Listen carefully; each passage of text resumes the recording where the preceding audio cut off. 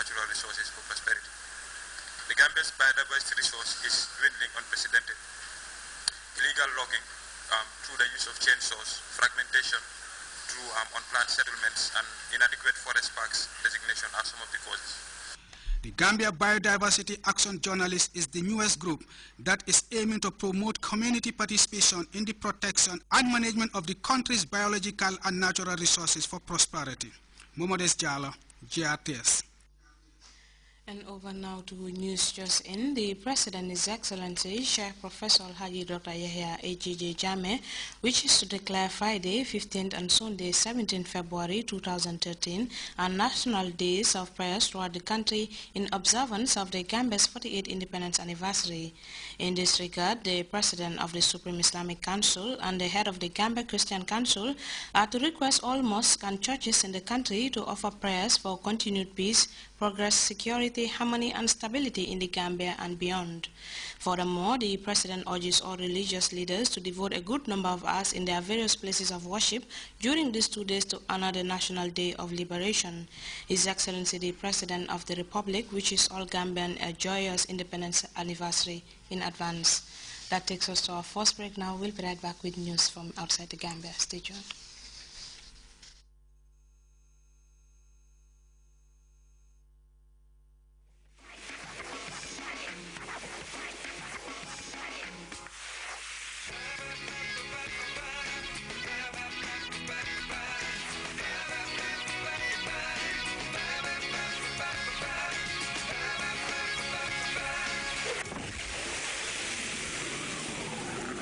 Lucozade Energy, energizing Gambia.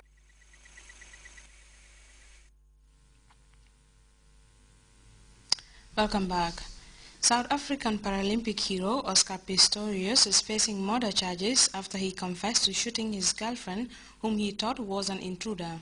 Pistorius, also known as Blade Runner, is a national icon, having won 6 gold medals since 2004 and became the first double amputee top compete in the Olympics.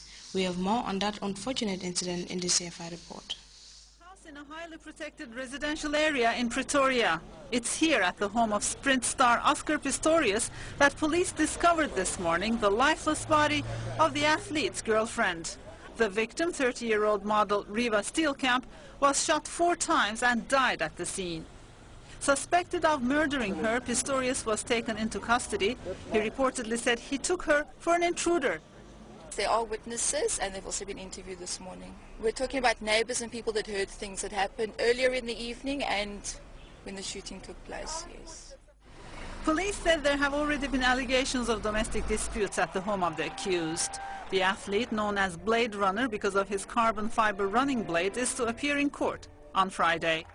A national icon, Oscar Pistorius had both legs amputated below the knee when he was 11 months old, as he was born without lower leg bones. Since 2004, he has won 6 gold medals, including 3 in the Beijing Paralympics. Pistorius made history at the 2012 London Games when he became the first double amputee to compete in the Olympics. An Ivorian court has ordered the release of the former Secretary General of Laurent Gbagbo's party. Laurent Akun was handed a 6-month jail term for allegedly accusing Alassane Ouattara of wanting to kill Mr. Gbagbo. And Morocco's Jewish community has welcomed the completion of reconstruction work on a colorful ceremony graced by the country's Prime Minister. For more on these and other stories, we turn to this African News Roundup. The International Literary Festival, Étonnant Voyageur, is heading to Brazzaville this year. There will be 4 days of readings, debates, and meetings with authors from across the continent of Africa. This year, literary professor and author Alain Babankou is directing the festival, and the theme is The Coming of Africa. It was originally scheduled to take place in Bamako, but the location was changed to Brazzaville for security reasons. A court in Côte d'Ivoire has ordered the release of the Secretary General of former President Laurent Gbagbo's party. Laurent Akun will be freed on February 28th, but will be restricted to his home region for 1 year. An opposition lawyer called the decision dangerous. What we can say about this is that the court made this decision, and we don't agree with this decision, because it is a political decision, and we don't expect that from judges. Laurent Akun was sentenced to 6 months in prison on August 31st for disturbing the peace after remarks he made about President Alassane Ouattara. He accused Ouattara of being a liar and wanting to kill Laurent Gbagbo. The restoration of the 17th century Slat al-Fasayin synagogue in Fez, Morocco was completed this week. A ceremony was held in Medina, the old city of Fez, to mark the end of the project. It was attended by 200 people, including Prime Minister Abdallah bin Kirain. Bin Kirain read out a message from King Mohammed in which he hailed the spiritual wealth and diversity of Morocco. The new constitution adopted in 2011 recognizes Jewish heritage as part of Morocco's national identity. Morocco had a Jewish community of nearly 250,000 in the first half of the 20th century. There are now estimated to be less than 3,000. South Korea says the cruise missile it recently unveiled is a precision-guided weapon capable of targeting and striking the office window of the North Korean leadership. Seoul and Pyongyang have long been trading verbal salvos, and there appears to be little, if any, sign of improvements in their relationship. Meanwhile, Washington, an ally of South Korea and Japan, has disclosed plans to deploy a missile shield to protect her friends in the region. Details in this report. Following North Korea's successful nuclear test on Tuesday, the UN Security Council promised to expand sanctions against the country. But sanctions have failed in the past to bring Pyongyang to heel, and there are fears that further sanctions would only destabilize the country, provoking a political crisis that could threaten the entire region. With no other course of action apparently open, South Korea did a little saber-rattling of its own, unveiling its latest cruise missile. This missile is a precision-guided weapon which can target and strike an office window of the North Korean leadership. Its destructive power is capable of restraining the leadership's activities, which are threatening our democratic government. The United States said it was ready to deploy a missile shield to protect its allies, South Korea and Japan, a move which would no doubt displease China. North Korea said its nuclear test was an act of self-defense against American hostility. The U.S. Defense Secretary called it a provocation. The regime's actions are increasing the risks of proliferation and further isolating North Korea from the international community.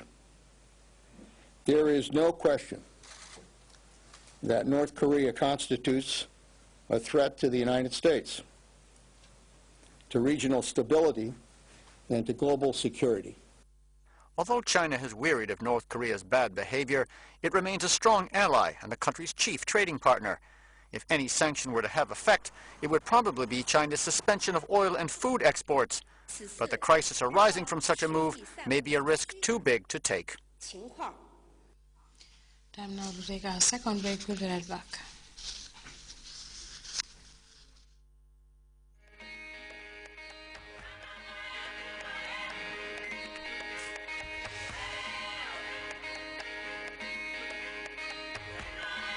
EcoBank, we see a great future, one that's full of opportunity for those who want to be the best. With over 1,000 branches of a single bank across 33 African countries. It's a future where trade can flourish without boundaries. The future is breathtaking, with enormous cross-border investments helping business and government build new infrastructure, while individuals achieve their ambitions right across Africa.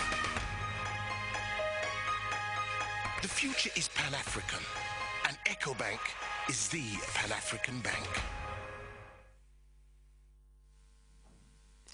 Time now to join the Central Focus Service for a look at the weather report.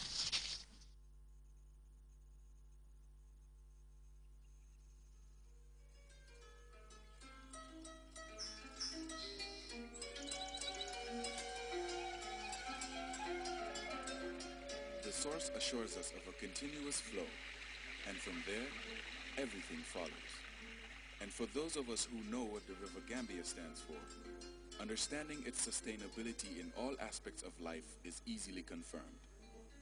The River Gambia provides nutritious delicacies as food, while it provides its wildlife a balanced ecosystem. This river, as a sanctuary, is committed to